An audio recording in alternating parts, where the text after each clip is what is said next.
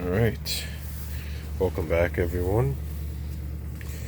It is late February and we are here in the greenhouse. Just got this fan going here. Now, it's important to have a fan when you're going to have seedlings. Here's the seedling trays. Everything needs watered because when these pop up, they need wind blowing on them or else the seeds will grow very lanky. So just already got that all set up. Got to have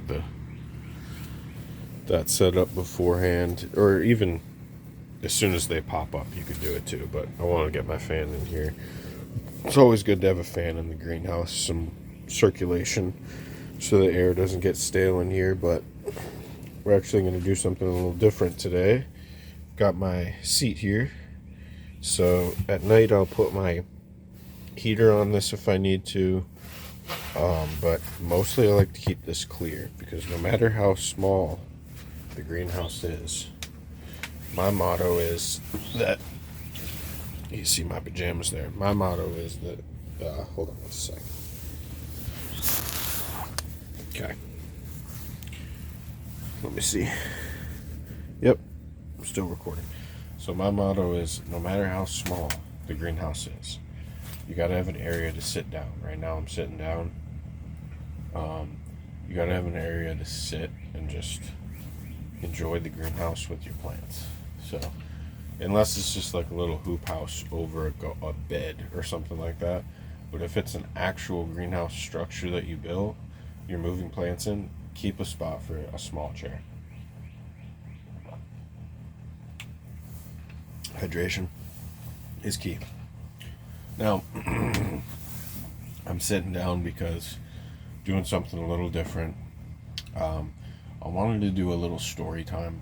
It's a nice day today, a nice morning.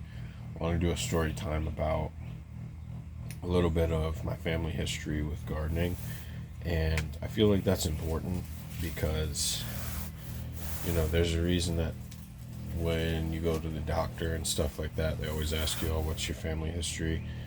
It really does play into a great deal of what your choices or what you're going to be predisposed to in life.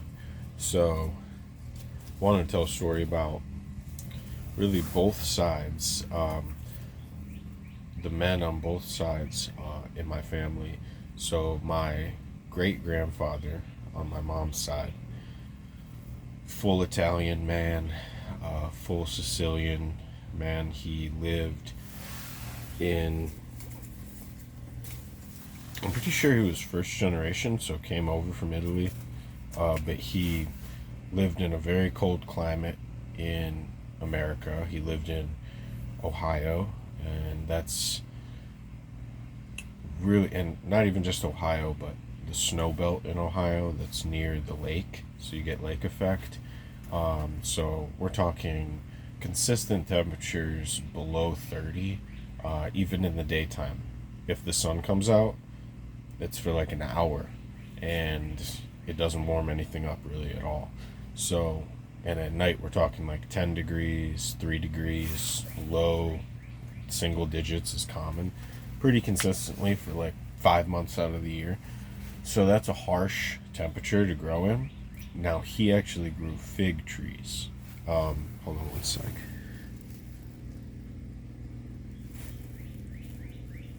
Yes, we're still recording. Sorry. I thought I had pressed the button. I'm still working on getting a better recording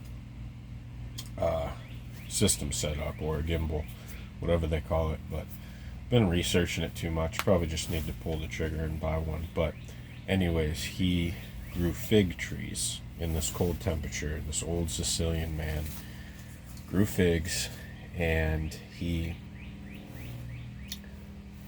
did it a certain way. Now, figs, if you know, are like an Italian fruit, so he probably grew them for sentimental reasons because they grew, where he was originally from, in Sicily.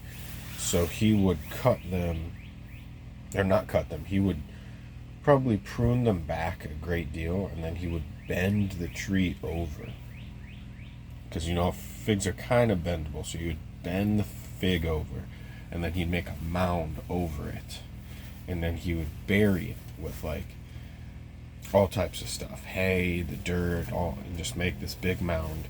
My grandfather told me about this. This is my great grandfather that did this when he was a kid and all his life. And then in the summertime, when it warmed back up, he would uncover the fig and it would sprout back.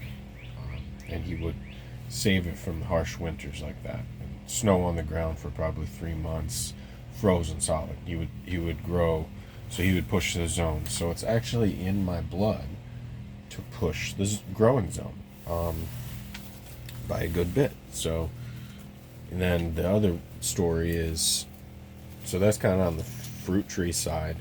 Now my other, not my great grandfather, but just my grandfather on my other side, my dad's side, he wouldn't, not that I know of, he didn't do fruit trees, but that's the other aspect of it. He would do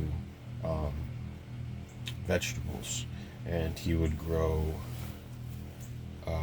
he had a lot of money saving techniques, very creative guy, and he would make his own garden beds, and then he would save the popsicle sticks. He would make tags with them to ID the plants, and he would do vegetables. He'd do big tomatoes, stuff like that. So that's on the other side. So both sides actually have gardening in them, and then on top of that,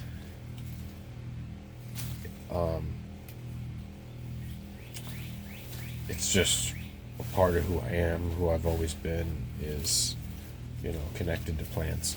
But I just thought I'd do a little story time and document that, and sit in my greenhouse and show you guys that even though it's a super small greenhouse, you still make room for seating. Usually if it's super small, it's just going to be seating for yourself, but that's fine because you're kind of the one that needs to sit in here and think about decisions that need to be made and things that need to be done. So makes sense. We've got a nice morning sun coming in. I actually like how the greenhouse is getting a little dirty. It's getting like a little algae film because I didn't like how clear it was. I didn't like how kind of felt like I was in a fish tank. I didn't like that. I wanted more of panels that weren't see-through, but we ended up going with this one. For some reason, some of the more higher quality greenhouses, which is like this one's pretty high quality, I wanted it to last for a really long time. They always do see-through panels because I guess it's like a classier look, but I actually like that corrugated panel so you can't see through. I think it's kind of good to not let all the UV rays through, so I'll probably just let this go, let it get completely dirty and fogged out. So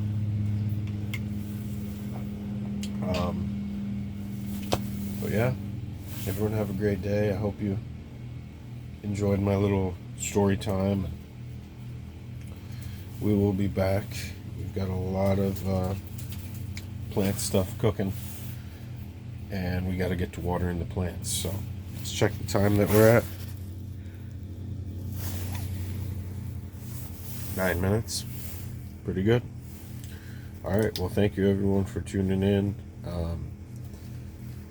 Please subscribe, and we'll be sitting in the greenhouse a lot more. I think it's important to do, and I've actually got a really good setup here where I can have a seat and have also everything in here. I'm not going to move anything outside for summer. I'm just going to keep it like it is. I think I finally got a good setup.